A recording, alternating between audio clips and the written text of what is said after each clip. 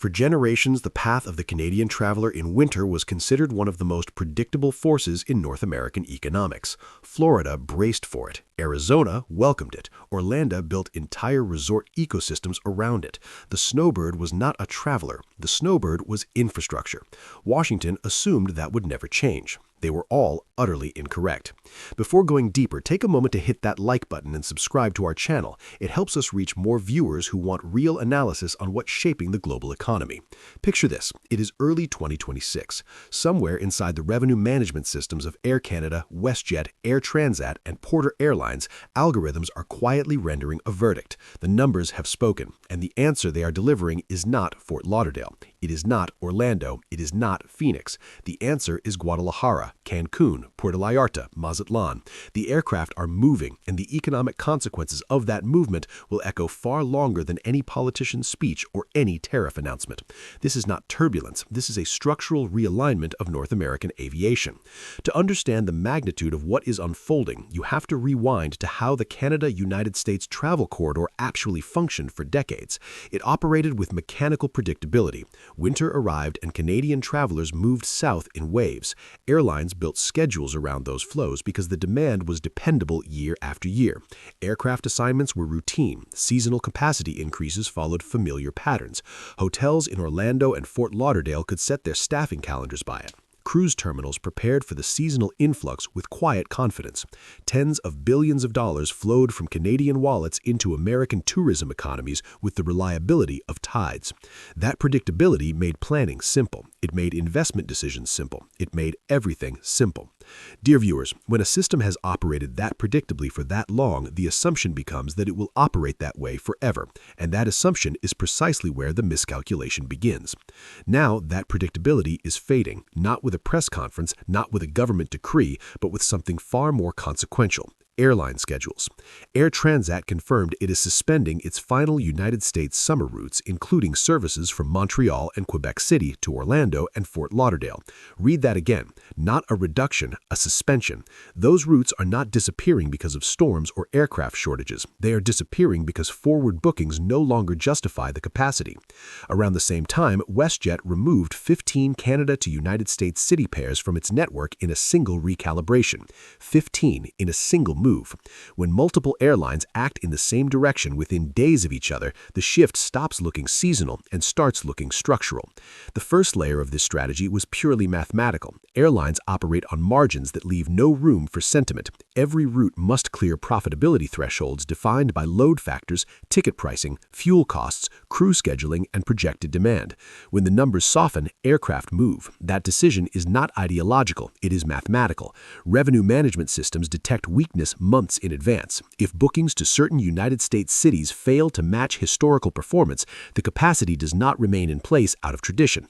It is reassigned to markets demonstrating stronger yields.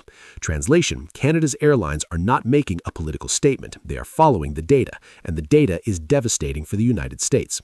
But the second layer changed everything, because what Canada's carriers were stepping away from, they were simultaneously and aggressively stepping toward.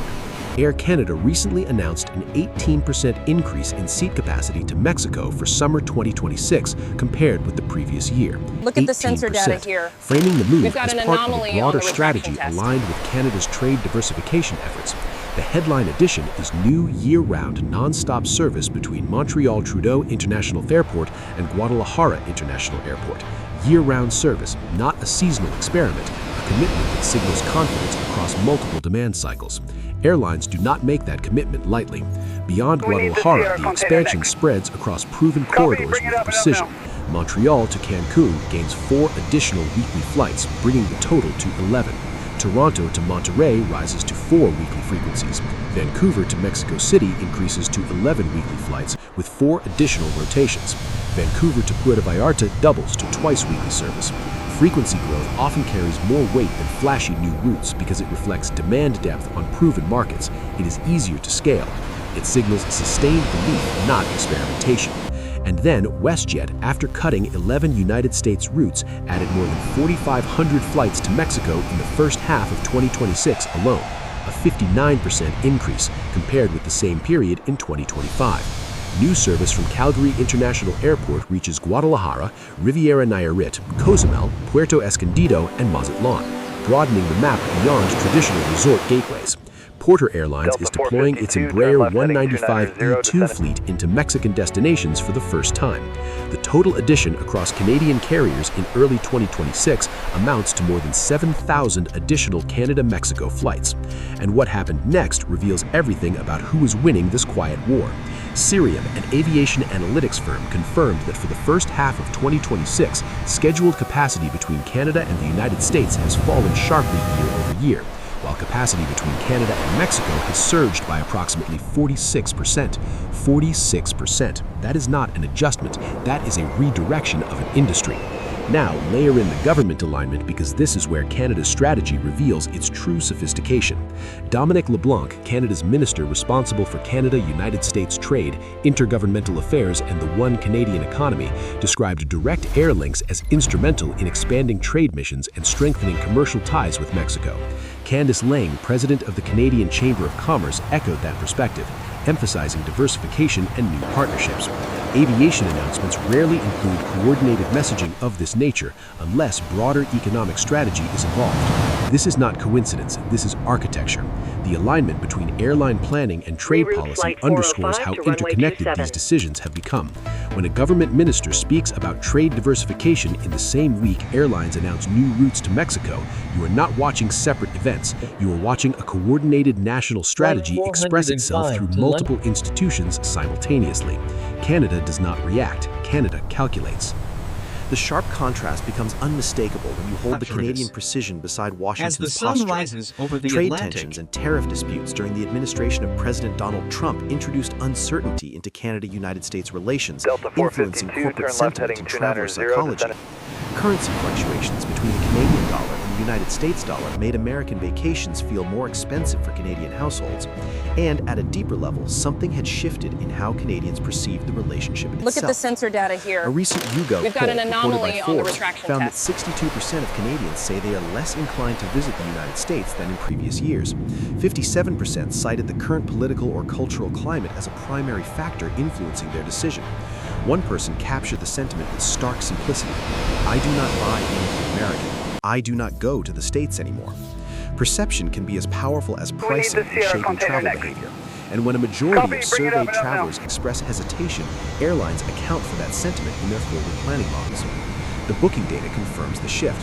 Statistics Canada showed that return trips from the United States in January declined by 24% compared with the previous year, a drop of nearly 1/4 in a single month. Not noise, not seasonal variation, a behavioral change large enough to reverberate across airlines, border services, and tourism operators. And where is the redirected demand landing? Mexico's Civil Aviation Authority and Anáhuac University's Center for Advanced Research indicate that the Cancun to Toronto corridor has become the busiest international route into Mexico, overtaking other traditional gateways. Travel from Toronto to the Mexican Caribbean rose 26% year over year. When a single international corridor claims the top ranking for inbound traffic, it reflects sustained booking volume, not promotional spikes. Chris Lines, Managing Director of Flight Center Travel Group, observed that over the past year, Canadian travel spending has been reshaped, with United States travel softening while outbound demand to Mexico and interest in domestic trips have strengthened. He suggested that if this pattern continues, the flow of Canadian travel dollars could undergo lasting realignment. The genius of this strategy lies in what it does beyond aviation. Tourism functions as a layered economic ecosystem in which airfare acts as the entry point to a broader spending chain. A single traveler landing in Florida generates revenue for hotels, restaurants, rental car companies, entertainment venues, and local tax authorities. When tens of thousands of travelers redirect their vacations to Cancun or Puerto Vallarta instead of Orlando or Fort Lauderdale, the financial impact accumulates rapidly. Lower occupancy pressures room rates. Room rates influence staffing levels. Staffing levels affect supplier contracts. And aviation adjustments serve as the early warning signal for all of it because airlines respond faster than hospitality operators can. The employment implications for the United States are significant. Hundreds of thousands of American jobs depend on Canadian tourism spending that totals tens of billions of dollars annually. Hotels, restaurants, retail centers, cruise ports, and transportation providers all rely on the steady arrival of Canadian visitors, particularly in winter-heavy destinations such as Florida and Arizona. Current schedule data shows a further 6% drop in traffic to United States destinations by Canadian carriers compared with the same period last year, translating to more than 6,000 flights removed from the system. But the early months of 2026 tell an even sharper story. When the lens narrows to the first quarter of 2026, the reduction in United States-bound flying rises to 9% year-over-year. And because airline schedules for the second quarter remain fluid and subject to revision, further trimming before the summer season is possible. If the 9% decline extends across the entire first half of the year, roughly 3,000 additional flights could disappear from the Canada to United States market. Among Canadian carriers, WestJet has taken the most visible step back, removing nearly 3,500 United States-bound flights from its schedule. Air Transat has delivered an even sharper signal by deciding to eliminate all United States flights from May onward, effectively exiting the transborder space for that period. Even Air Canada, which historically commands the largest share of Canadian business travel to the United States, has quietly removed more than 1,000 United States-bound flights. The global ripple from this moment is beginning to register across the industry. Financial markets are watching closely because transborder traffic historically delivered stable margins for Canadian airlines. Early indicators suggest that the pivot to Mexico and other global destinations is protecting load factors and supporting revenue stability. Investment analysts are evaluating how effectively carriers can offset United States softness through alternative growth regions. For communities in Florida, Arizona, and California that relied heavily on Canadian visitors, the adjustment is tangible. Regional tourism boards may need to intensify marketing efforts or reconsider incentive programs aimed at recapturing Canadian travelers. Aircraft redeployment is not a casual act. Crews must be reassigned, maintenance schedules recalibrated, marketing campaigns redesigned, airport slot negotiations renegotiated. These processes involve months of preparation. Removing a route signals more than a short-term dip in bookings. It reflects an expectation that demand will not rebound quickly enough to justify holding scarce assets in place. When carriers reposition towards Europe or high-demand Mexican corridors, they commit to that allocation across entire seasons. What we are witnessing is the quiet, methodical expression of sovereign economic resolve. Not slogans, not summits, seat capacity. The flow of Canadian travelers to the United States is no longer automatic. The corridor remains one of the busiest international markets in the world. Millions of passengers will continue to cross the border annually. But the difference lies in momentum. Growth is no longer centered on the United States as it once was. Expansion is gravitating towards Mexico and other global markets where demand appears stronger and where strategic alignment with trade diversification offers additional institutional support. This is not a collapse. This is something more durable than a collapse. This is a recalibration that has settled into the operational DNA of Canadian aviation industry, backed by booking data, consumer psychology, government coordination, and financial logic simultaneously aligned in the same direction.